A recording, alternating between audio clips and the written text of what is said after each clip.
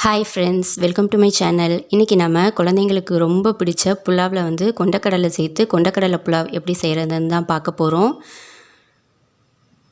இப்போ வாங்க நம்ம வீடியோக்குள்ளே போகலாம். 4 ஸ்பூன் ஆயில் ஆட் பண்ணிக்கோங்க. 2 பிரிஞ்சி இலை, 2 கிராம்பு, 2 பட்டை. இதை நல்லா பொரிஞ்சதுக்கப்புறம் ஒரு பெரிய சைஸ் வெங்காயம் இந்த மாதிரி நீளவாக்கில் கட் பண்ணிக்கலாம். கொஞ்சம் வெந்ததுக்கப்புறம் 3 பச்சை மிளகாய் ஆட் பண்ணிக்கலாம். இப்போ லோ ஃப்ளேமில் வச்சு நல்லா வெங்காயம் ராஸ்மல் போகிற அளவுக்கு வேக வச்சாச்சு. ஒரு அரை ஸ்பூன் அளவு தனி மிளகாத்தூள் ஆட் பண்ணிக்கோங்க. அந்த மிளகாத்தூளோட ராஸ்மெல்லாம் போனதுக்கப்புறம் ஒரு கைப்பிடி அளவு புதினா ஆட் பண்ணிக்கலாம். புதினா வந்து லைட்டாக வதங்கினதுக்கப்புறம் 2 மீடியம் சைஸ் தக்காளி, நல்ல பழுத்த தக்காளியாக எடுத்துக்கலாம். அந்த தக்காளி சீக்கிரம் வேகிறதுக்காக கொஞ்சோண்டு கல்லுப்பு ஆட் பண்ணிக்கிறேன். இதை நல்லா மிக்ஸ் பண்ணிவிட்டு லோ ஃப்ளேமில் ஒரு 5 மினிட்ஸ் நல்லா வேக விடுங்க. தக்காளி நல்லா கரைஞ்சி வெந்து வரணும். இப்போ தக்காளி வந்து நல்லா கரைஞ்சி வெந்துடுச்சு பாருங்கள். லைட்டாக அந்த கரண்டியில் கொஞ்சம் மிக்ஸ் கொடுத்துக்கோங்க.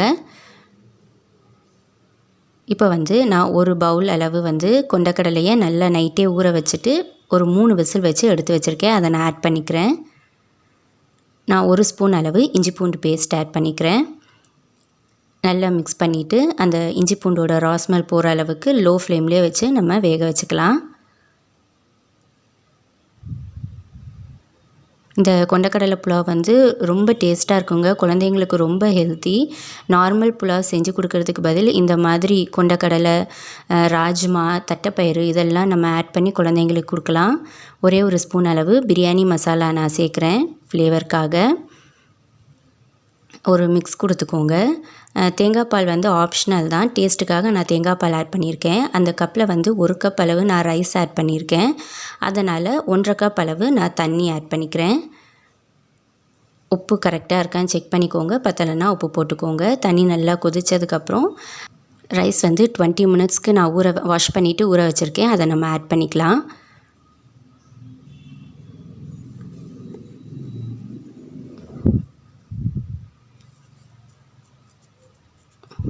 எல்லாத்தையும் ஆட் பண்ணிவிட்டு ஒரு மிக்ஸ் கொடுத்துக்கோங்க.